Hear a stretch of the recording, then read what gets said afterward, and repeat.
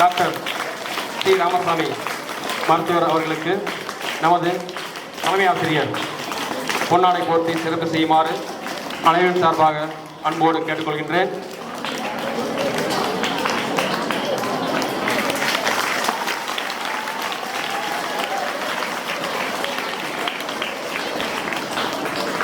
தலைமை ஆசிரியருக்கு நன்றி. அடுத்தபடியாக டாக்டர் எம் பிரவீனா அவர்களுக்கு பொன்னாடை போர்த்தி சிறப்பு செய்யுமாறு நமது தமிழாசிரியர் திருமதி உமாமகேஸ்வரி அவர்களை அன்போடு மேடைக்கு அழைக்கின்றேன்.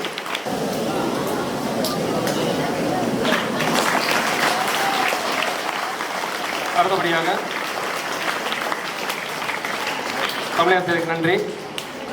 டாக்டர் என் செல்லமீனா அவர்களுக்கு பொன்னாடை போர்த்தி சிறப்பு செய்யுமாறு இயற்பியல் ஆசிரியர் திருமதி லதா அவர்களை அன்போடு அழைக்கின்றோம்.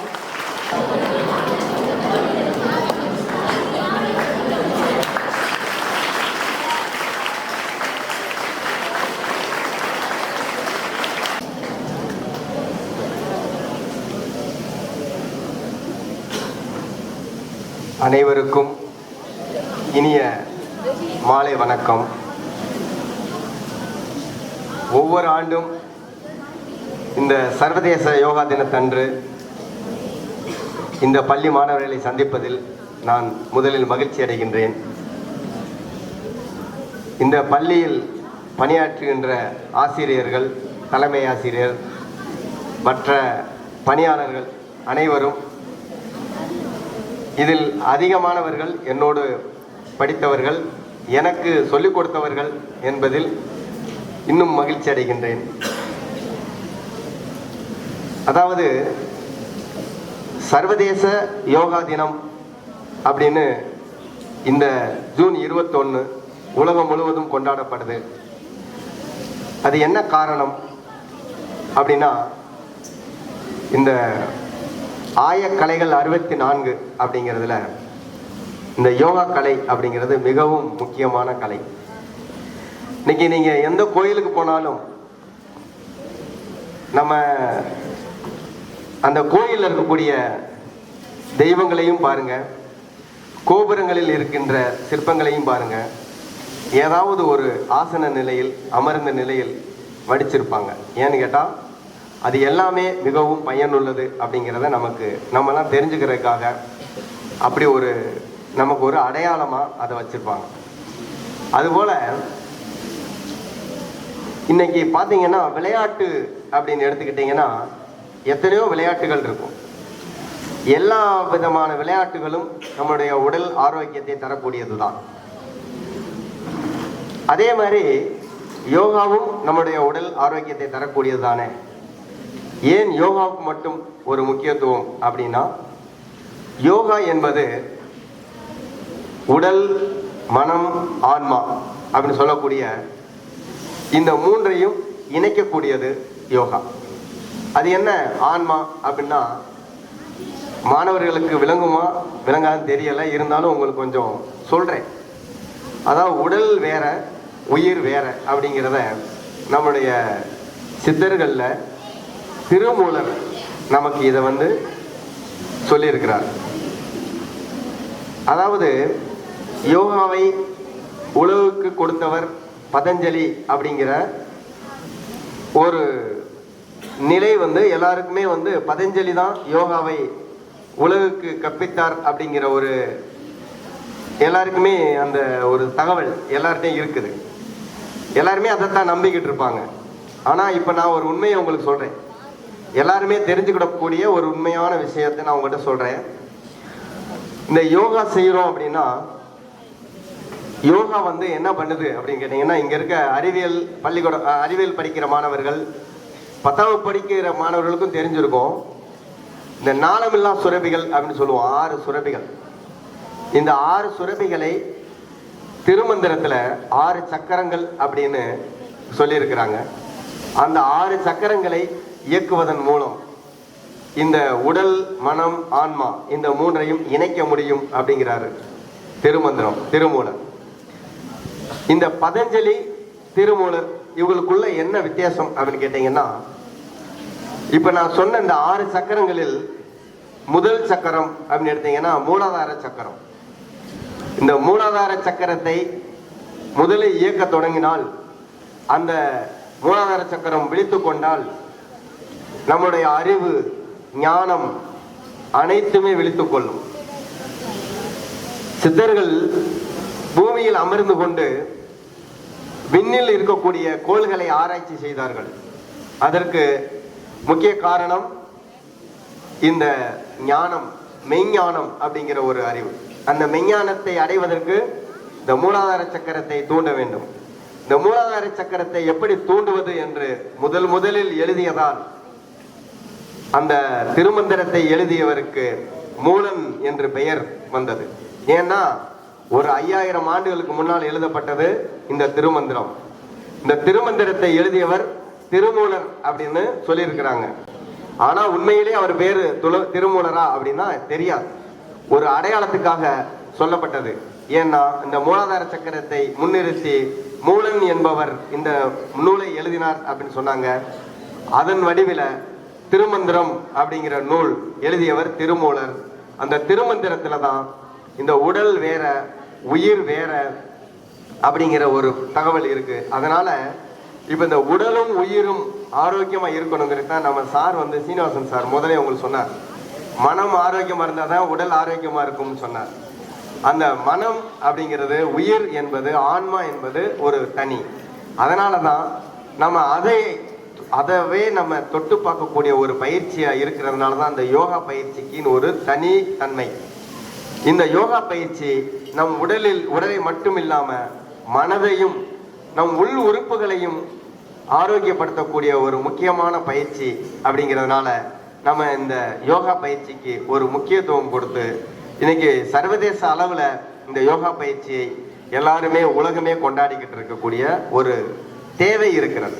ஏன்னா இது எத்தனையோ கலைகள் உலகத்தில் தோன்றி எத்தனையோ காலங்கள் இருந்து காலப்போக்கில் மறைந்து போனதும் நிறைய கலைகள் இருக்குது.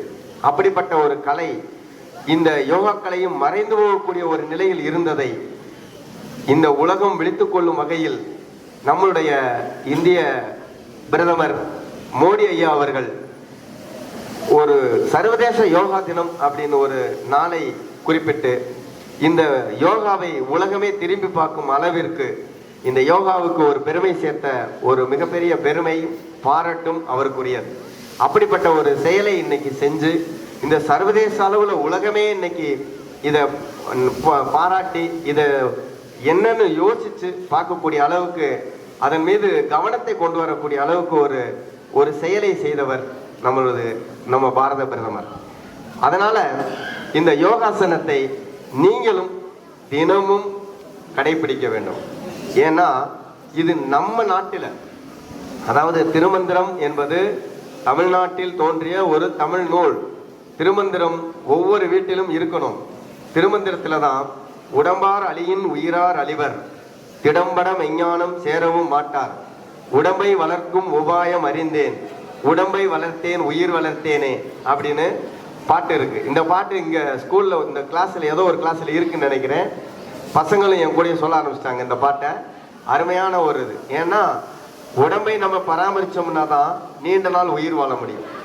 இப்ப இதுல பாத்தீங்கன்னா இந்த மற்ற உடற்பயிற்சி மற்ற விளையாட்டுகளுக்கெல்லாம் கொடுக்காத முக்கியத்துவம் இந்த யோகாவுக்கு ஏன் கொடுத்துருக்காங்கன்னு கேட்டீங்கன்னா, மற்ற விளையாட்டுகள் எல்லாமே உடல் ஆரோக்கியத்தை மட்டுமே அது மேம்படுத்தக்கூடியதாக அமையும். ஆனால் யோகா பயிற்சி மட்டுமே நீண்ட நாள் வாழ்வதற்கான ஒரு வழிமுறைகளை சொல்லக்கூடிய ஒரு பயிற்சி, அற்புத பயிற்சி, ஒரு கலை இந்த யோகா கலை. ஏன்னா திருமந்திரத்தை எழுதிய திருமூலர் 3000 ஆண்டுகள் வாழ்ந்தார். இந்த 3000 ஆண்டுகள் வாழ்ந்தார். ஒரு ஆண்டுக்கு ஒரே ஒரு செயலை மட்டுமே அவர் எழுதினார். 3060 செயல்களை கொண்டது இந்த திருமந்திரம். திருமந்திரத்துல தான் நமக்கு இந்த ஒவ்வொரு உடலையும் நம்ம எப்படி உடலை பராமரிக்கிறது அப்படிங்கிறதுக்கு பிராணாயாமா, மூச்சு பயிற்சி, உடலை எப்படி நம்ம பேணி காப்பது, உடலை வலுவுடையதாக வைத்துக் கொள்வது அப்படிங்கிறதுக்காக தான் ஆசனா. அதனாலதான் நம்ம உங்க யோகா ஆசிரியர் அவர் நாகராஜ் சார் சொன்னார், வரிசைப்படுத்தினார். இது 8 விதமான படிநிலைகளை கொண்டது அப்படின்னு. அதான் ஆசனா, பிராணாயாமா, அதாவது இயமம், அது அவர் சொன்னது இயமம், நியமம், ஆசனம், பிராணாயாமம், பிரத்யாகாரம், தாரணை, தியானம், சமாதி. இதுல பாத்தீங்கன்னா சமாதி அப்படிங்கனோடனே எல்லாருமே இந்த இப்ப நிறைய சாமியார்கள்லாம் ஒரு குழி தோண்டி உள்ள போய் உட்காந்துட்டு இந்த இடத்துல சாமி சமாதி ஆயிட்டாருன்னு சொல்லி மேல ஒரு மூடியை போட்டு மூடிடுவாங்க. அது இல்ல சமாதி. நல்லா தெரிஞ்சுக்குங்க, சமாதி அப்படிங்கிறது என்னன்னு கேட்டீங்கன்னா, நீங்க தியானத்தில் உட்கார்ந்து சுவாசத்தின் மீது, மூச்சின் மீது கவனத்தை வச்சு இந்த அந்த இடத்துல ஒரு சின்ன குண்டூசி விழுந்தா கூட அந்த சத்தம் உங்களுக்கு கேட்கக்கூடாது. பெரிய பாம்பு வெடிச்சாலும் கூட அந்த சத்தம் உங்களுக்கு கேட்கக்கூடாது. எந்த சத்தமும் உங்களுக்கு கேட்கக்கூடாது. எதுவுமே நடக்கக்கூடாது. நீங்க தூங்குனது மாதிரி. அதாவது தூக்கம் என்பது எல்லாத்தையும் மறந்து நம்ம தூங்குறது தூக்கம். ஆனா விழிப்போடு தூங்குறது தியானம். விழிப்போடு தூங்குறதுக்கு பேரு தியானம். நீங்க உட்கார்ந்த நிலையில் இருப்பீங்க, கண்ணை மூடி இருப்பீங்க, ஒரு பொருள் மீது கவனத்தை வச்சிருப்பீங்க. ஆனா உங்களுக்கு பக்கத்துல எந்த சத்தமும் கேட்காது. அப்படிப்பட்ட ஒரு நிலையை பெற்றுவிட்டால் அதற்கு பேர் தான் சமாதி.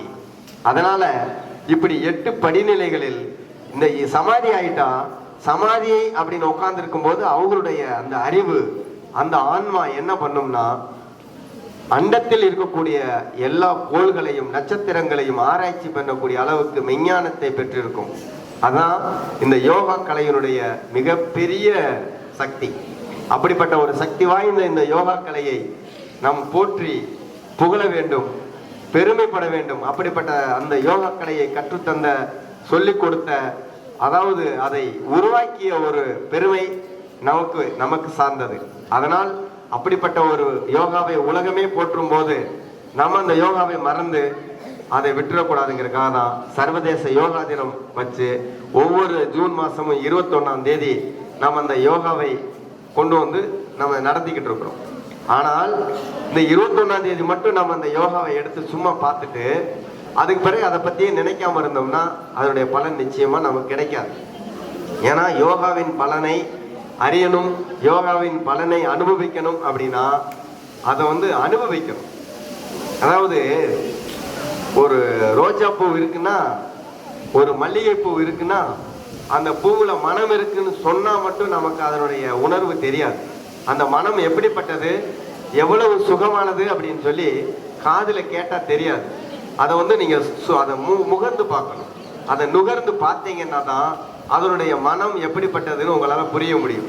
அது போலதான் யோகா என்பதும் நம்ம செஞ்சு அதன் பலனை அறியும் போதுதான் அதனுடைய உண்மையான பலன், அதனுடைய அனுபவம் நமக்கு தெரியும். அதனால மாணவர்களே, நிச்சயமாக தினமும் நீங்கள் வீட்டில் யோகா கத்துக்கணும். யோகா தினமும் செய்யுங்க. யோகா பண்ணீங்கன்னா நீங்க நினைச்சதெல்லாம் நடக்கும். நீங்க சும்மா நான் உங்களுக்கு படிப்பு வந்துடும், அது இதெல்லாம் கிடையாது. நீங்க நினைச்சதெல்லாம் நடக்கும். ஏன்னா நான் இந்த பள்ளிக்கூடத்தில் இருக்க ஒவ்வொரு ஆசிரியர்களுக்கும் அலுவலக பணியாளர்களுக்கும் எல்லாருக்குமே நான் தெரிஞ்சவன். நான் ஒரு சராசரியான ஒரு ஏழ்மையான மாணவன். இந்த பள்ளியில் நான் படிக்கும்போது நான் ஒரு பொருளாதாரத்தில் கடைக்கோடி மாணவன். இன்னைக்கு எல்லாருக்குமே தெரியும் நான் எந்த நிலைமையில் இருக்கேன்னு. அதுக்கு காரணம் என்னன்னு கேட்டீங்கன்னா, உண்மையிலேயே சொல்லுவேன், யோகா. நான் கடந்த 25 வருஷமா நான் யோகா பண்றேன். இந்த 25 வருஷம் யோகாவில் நான் வாழ்க்கையில எல்லாத்தையுமே சாதிச்சிருக்கேன். எதை வேணாலும் செய்ய முடியும். இப்பயும் இங்க இருக்க மாணவர்கள் யாருமே செய்ய முடியாத விஷயத்தை என்னால செய்ய முடியும். இளைஞர்கள் யாராவது பின்னால கையை கட்டி அப்படியே குத்த வச்சு உட்காந்து எந்திக்க சொல்லுங்க, யாராவது உட்காந்து எந்திரிச்சிருவாங்களா? அப்படி உட்காந்து எந்திரிச்சிட்டா அவங்க ஆரோக்கியமா இருக்காங்கன்னு அர்த்தம். அப்படிப்பட்ட ஒரு விஷயங்களை இன்றும் நான் செய்யற அளவுக்கு நான் உடல் இருக்குன்னா அதுக்கு காரணம் யோகா தான்.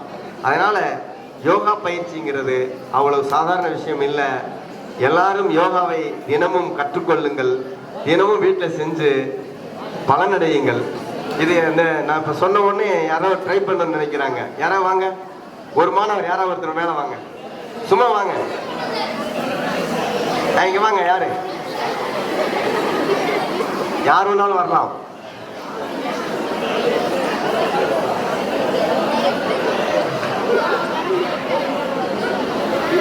யாருமே இல்லை பார்த்தீங்களா? அப்ப இதுலயே ஒரு தோல்வி ஒத்துக்கிட்டீங்கல்ல. எல்லாருமே என்னோட வயசுல 4ல் 1 பங்கு தான் இருப்பீங்க. எல்லாருமே 4ல் 1 பங்கு வயசு இருப்பீங்க. ஆனா என்கிட்ட போட்டு வரக்கு மனைக்கிறீங்கல்ல, அதுதான் இந்த யோகாவின் வெற்றி. சரியா? அதனால யோகாவை நீங்களும் தினமும் செய்யுங்க. எல்லாரும் ஆரோக்கியமா வாழுங்க, நல்லா இருக்கணும் அப்படிங்கிறது என்னுடைய வேண்டுகோள். இந்த யோகா தின வாழ்த்துக்களும். இதை தொடர்ந்து நான் பேசியதை தொடர்ந்து என்னுடன் பணியாற்றுகின்ற மருத்துவர்கள் பிரவீனா டாக்டர் உங்களுக்கு சில இந்த யோகா பற்றிய ஆலோசனை சொல்றதுக்காக வர்றாங்க. நல்ல பல கருத்துக்களை சொல்லுவாங்க. கவனமா கேட்டு அதையும் உள்வாங்கி நீங்க நல்ல பலனடைய வேண்டும் என்று வேண்டிக்கிறேன். நன்றி.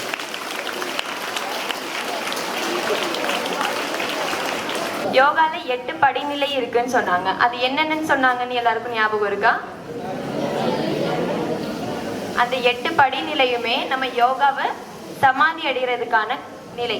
சமாதி தான் நம்ம யோகால கடைசி நிலை. நம்ம சமாதி அடைய போறோம் அப்படின்னா நம்மளை சுத்தி நடக்கிற எல்லா விஷயமும் நம்ம கண்ணை மூடி இருந்தாலும் நம்ம கான்சியஸ்ல நமக்கு தெரியும். அந்த நிலை அடைகிறதுக்கு முன்னாடி ஃபர்ஸ்ட் பிராக்டிஸ் ஆசனாஸ். இப்ப நான் உங்களுக்கு ஆசனாஸ் பத்தி சொல்ல போறேன். யாராச்சும் ஒரு ஆள் வரீங்களா?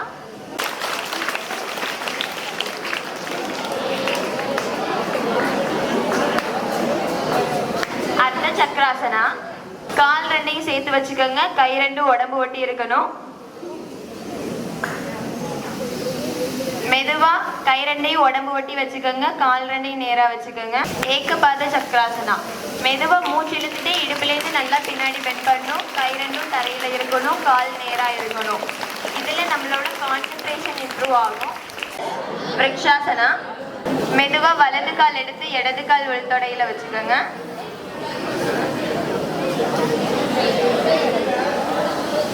கை 2ஐயும் மெதுவா சைட்ல மேல தூக்குங்க. மூச்சு இழுத்துட்டே கை 2ஐயும் மேல சேர்த்துக்கோங்க. கை 2த்துலயும் நமஸ்கார முத்ரா இருக்கணும். இப்போ நீங்க மூச்சு நல்லா இழுத்து மெதுவா விடணும். ஒரே ஒரு சிங்கிள் பாயிண்ட் மட்டும் கான்சென்ட்ரேட் பண்ணுங்க. இது நம்ம மைண்டை சார் சொன்ன சக்ராஸ், நம்ம உடம்புல இருக்க 8 சக்ரா 7 சக்ராஸ்லயும் கீழேந்து மேல இருக்க எல்லா சக்ராஸையும் இப்போ பாடி ஸ்ட்ரைட் லைன்ல இருக்கும். ஸ்ட்ரைட் லைன்ல இருக்கும்போது எல்லா சக்ராஸும் ஆக்டிவேட் ஆகும். உடம்புல நாடிஸ் இருக்கும். நாடியோட ஃப்ளோ ரைட்லையும் லெஃப்ட்லையும் போற ஃப்ளோ எப்போ ஸ்டார்ட் ஆகும்னா கீழேந்து மூலாதாரம் ஸ்டார்ட் ஆகும்போது, மூலாதாரத்திலேருந்து சக்ராஸ் நம்ம குண்டலினி ஸ்டார்ட் ஆகும்போது இதெல்லாம் ஆகும்.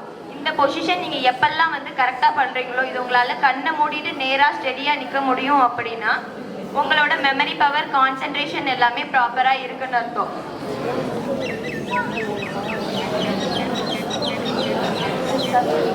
நெக்ஸ்ட் சிர்சாசனா. பத்ம சிர்சாசனா. பத்ம சிர்சாசனா அப்படின்னா ஹெட் ஸ்டாண்டிங். ஹெட்ல நம்ம ஸ்டாண்ட் பண்ணி இருக்கும்போது பத்மாசனால இருக்கணும். இது எல்லாமே பேலன்சிங் போஸ்டர். பேலன்சிங் போஸ்டர் பண்ணும்போது கான்சென்ட்ரேஷன் எல்லாமே ரொம்ப இம்ப்ரூவ் ஆகும். ஸ்கூல் ஸ்டூடெண்ட்ஸ் எல்லாமே பேலன்சிங் போஸ்டர்ஸ் பண்ணுறது ரொம்ப இம்பார்ட்டன்ட். நெக்ஸ்ட் தனுராசனா.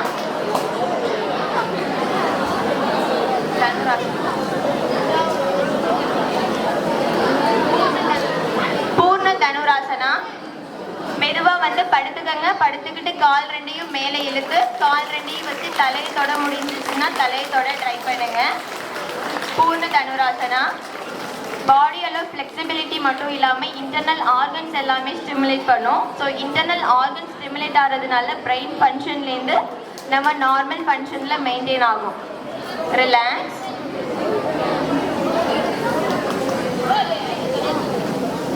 நடராஜராசனா.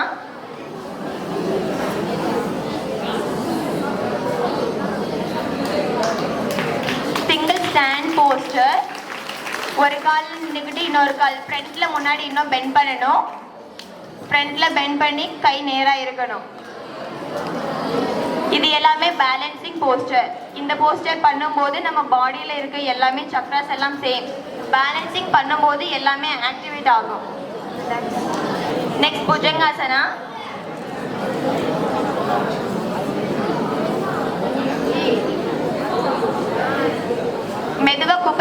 படிச்சுக்கோங்க. கால் ரெண்டும் சேர்ந்து இருக்கணும், கை ரெண்டும் நெஞ்சு ஒட்டி இருக்கணும். மெதுவா மூச்சு இழுத்துட்டு இடுப்புலேருந்து நல்லா பின்னாடி பெண்ட் பண்ணணும். மெயின்டைன். இது நம்மளோட த்ரோட் விபூதி சக்ரா சொல்லுவோம். விபூதி சக்ரா ஆக்டிவேட் பண்றதுக்காக இது ரொம்ப இம்பார்ட்டன்ட். அது கூட சேர்த்து ஆங்கிய சக்ரா. ஆங்கிய சக்ரா நம்மளோட தேர்ட் ஐ இருக்கிற பிளேஸ். ஸோ இது எல்லாத்துக்குமே இந்த ப்ராக்டிஸ் ரொம்ப இம்பார்ட்டன்ட். ரிலாக்ஸ். நெக்ஸ்ட் சூரிய நமஸ்கார். நம்ம டெய்லியும் எல்லா ப்ராக்டிஸும் பண்றதுக்கு பதிலாக சேர்த்து இந்த ஒரு ப்ராக்டிஸ் பண்ணா போதும், நம்மளோட பாடியில இருக்க எல்லா ஆர்கன்ஸும் ஆக்டிவேட் ஆகும். இந்த ஒரு ப்ராக்டிஸ் மட்டும் டெய்லியும் நீங்க 3 to 6 ரவுண்ட்ஸ் வரைக்கும் செஞ்சுட்டு வாங்க. ஸ்டார்ட் பண்ணலாம்.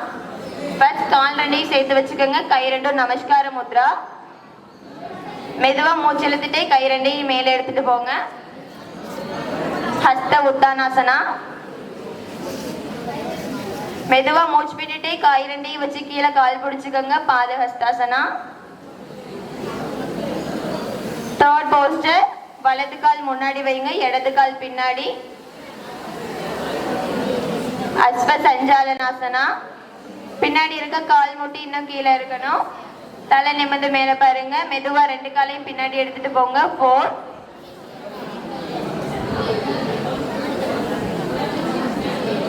தாடாசனா. 5. அஷ்டாங்க நமஸ்காரா. 6 புஜங்காசனா. 7 பர்வதாசனா. 8 அஸ்வ சஞ்சாலனா. 9 பாத ஹஸ்தாசனா. 10 ஹஸ்த உத்தானாசனா. இந்த 10 ஸ்டெப்ஸையும் டெய்லியும் 3 டைம்ஸ் பண்ணணும். 3 to 6 டைம்ஸ் டெய்லியும் பண்ணி வரும்போது நம்ம பாடியில இருக்க எல்லாமே நார்மலா இருக்கும். நம்மளோட சோல் ஆன்மாவையும் உடலையும் ஆரோக்கியமா வச்சுக்கிறதுக்காக இந்த பிராக்டிஸ் நம்ம பண்றது ரொம்ப அவசியம். இது யோகா ஆசனால நீங்க பண்றது. இதை தவிர காமனா நம்ம இப்ப பண்ண வேண்டிய விஷயம் டெய்லியும் மார்னிங். இப்போ ஸ்கூல் போகிற கிட்ஸ், டெய்லி உங்கள் ஹாஸ்பிட்டல் வரவங்க நாங்கள் ஃபேஸ் பண்ணுற டெய்லி கம்ப்ளைண்ட்ஸ், நிறைய ஹேர் ஃபால் ஆகுது, கான்சென்ட்ரேஷன் மிஸ் ஆகுது, ஐ பவர் கம்மியாக இருக்குது. இங்கே எத்தனை பேருக்கு ஐ பவர் கம்மியாக இருக்குது?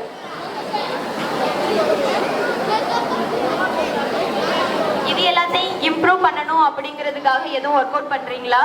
கான்சென்ட்ரேஷனில் எதுவும் இஷ்யூஸ் இருக்கா? கான்சென்ட்ரேஷன், ஐ பவர், என்னென்ன இஷ்யூஸ் நீங்கள் ஃபேஸ் பண்ணுறீங்க? யாராச்சும் ஒரு ஆள் எதிர்த்து சொல்லுங்கள். சரி, காமனா உட்கார்ந்துட்டே சொல்லுங்க. மெமரி பவர் எதுவும் இஷ்யூ கிடையாதுல்ல? பிகாஸ் இப்போ ஐ பவர்ல உங்களுக்கு இஷ்யூ இருந்தது அப்படின்னா அதுக்காக கான்சென்ட்ரேஷன். யாரெல்லாம் ஸ்பெக்ஸ் போட்டிருக்கீங்க? ஐக்கான ப்ராக்டிஸ். உட்காந்துக்கிறியா? முட்டி போட்டு உட்காரு வஜ்ராசனா. இப்போ ஐக்கான ப்ராக்டிஸ் இவங்க சொல்லி தராங்க, அது எல்லாம் நோட் பண்ணிக்கோங்க. கை ரெண்டுத்துலையும் தம் ரெண்டையும் ஃப்ரண்ட்ல வச்சுக்கோங்க. 2 கையிலையும் தம் சேர்த்து வச்சுக்கோங்க. ஐக்கான ப்ராக்டிஸ். மேலே கை ரெண்டையும் நேராக மேலே எடுத்துட்டு போகணும். Up and down movement. கை ஸ்ட்ரைட்டாக இருக்கணும். உங்கள் கண் வச்சு கை மட்டும் தான், கை கட்ட விரல் மட்டும் பாருங்க. நல்லா மூச்சு இழுத்துட்டே கை மேலே போகணும். தலை அசையக்கூடாது, கண் மட்டும் தான் பார்க்கணும். மெதுவாக கீழே, கை மேலே அண்ட் கை கீழே போகணும். இது ஃபர்ஸ்ட். இது 5 டைம்ஸ் ப்ரிப்பேர் பண்ணுங்க. அண்ட் செகண்ட், 2 கையும் வச்சு பண்ணணும். Opposite, right and left. Just கண்ணில் அதை மட்டும் தான் நீங்கள் பார்க்கணும், தலை அசையக்கூடாது.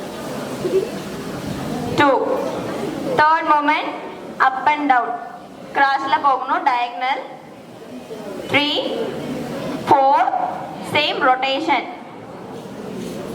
ஜஸ்ட் 5 மூமெண்ட்ஸ் முடிச்சுட்டு நெக்ஸ்ட்டு பக்கத்தில் தூரத்தில் இது 2ஐயும் பண்ணணும். இதெல்லாம் நீங்கள் டெய்லியும் பண்ணும்போது டெய்லியும் எத்தனை டைம் பண்ணணும்? ஒவ்வொரு ரவுண்டும் 10 டைம்ஸ் பண்ணணும். 10 times 1 round. Morning once, evening once பண்ணும்போது ஐ பவர் உங்களுக்கு இம்ப்ரூவ் ஆகும். மூச்சு திணறல் யாருக்கும் இல்லை. விளையாடும் போது, கேம்ஸ் விளையாடும் போது ரொம்ப தூரம் ஓட முடியாம இல்லை கொஞ்சம் தூரம் இருக்கிற மாதிரி எந்த ஒரு கம்ப்ளைண்ட்ஸும் இல்லைல்ல? அந்த மாதிரி எது இருந்துச்சுனாலும் அதுக்கு ப்ரீத்திங் ப்ராக்டிஸ். நெக்ஸ்ட் டாக்டர் வராங்க, உங்களுக்கு அதுக்கான இன்ட்ரோ கொடுப்பாங்க. தேங்க்யூ.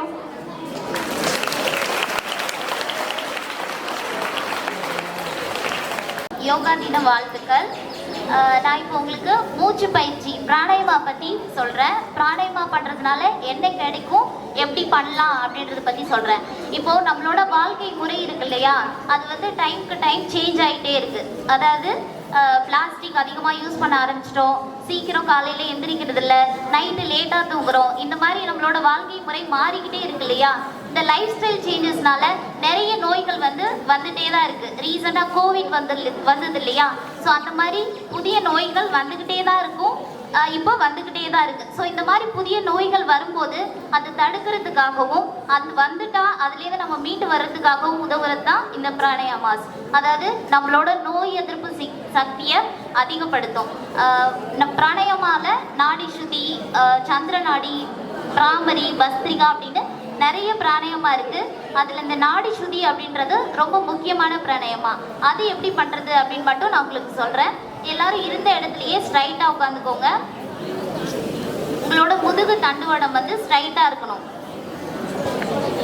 உங்களோட இடது கையில இந்த முத்ரா அடாப்ட் பண்ணிக்கோங்க. அதாவது கட்டை விரலும் ஆள்காட்டி விரல மட்டும் இந்த மாதிரி வச்சுட்டு கையை ஸ்ட்ரைட்டா வச்சுக்கோங்க. ஸ்ட்ரைட்டா கால் மேல வைங்க, முட்டி மேல வைங்க. ஸ்ட்ரைட்டா இருக்கா? உங்களோட வலது கையில நாசிகர முத்ரா அடாப்ட் பண்ணணும். அதாவது 2வது விரலும் 3வது விரல்ல மட்டும் அடக்கணும். இந்த விரல்ல சின்முத்ரா, இந்த விரல்ல நாசிகர முத்ரா.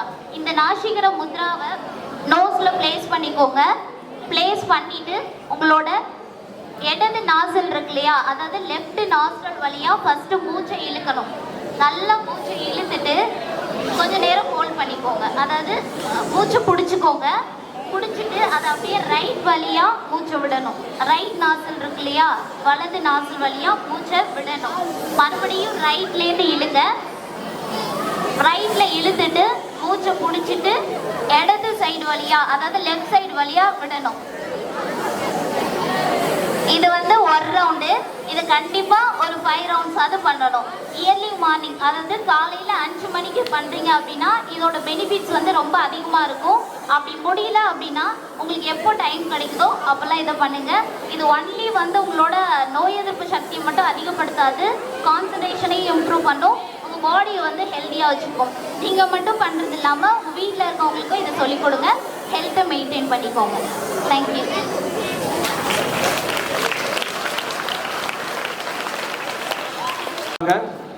யோகா தினத்தை முன்னிட்டு நமக்கு நிறைய கருத்துக்களை, அதாவது உடல், உள்ளம், ஆன்மா,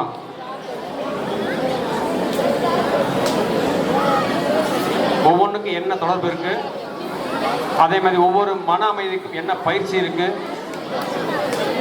எல்லா விளக்கங்களையும் செய்து காட்டிய மதுமதி மூலிகை மருத்துவமனையின் நிறுவனர் டாக்டர் சி ராமசாமி மருத்துவர் ஐயா அவர்களுக்கும், அவர்களுடன் வருகை புரிந்த டாக்டர் எம் பிரவீனா அவர்களுக்கும், டாக்டர் என் செல்லவீனா அவர்களுக்கும், அதே மாதிரி நமக்கு முன்னாடி நம்ம செய்தது எல்லாமே கவரேஜ் பண்ணிக்கிட்டு இருக்க ஊழியர்களுக்கும் அனைவரின் சார்பாக நன்றியை தெரிவித்துக் கொள்கின்றேன்.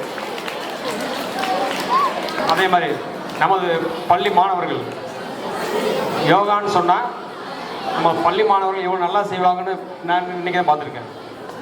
அதை பயிற்றுவித்த நாகராஜ், நமது யோகா ஆசிரியர் நாகராஜ் அவர்களுக்கும் அனைவரின் சார்பாக நன்றியை தெரிவித்துக் கொள்கின்றேன்.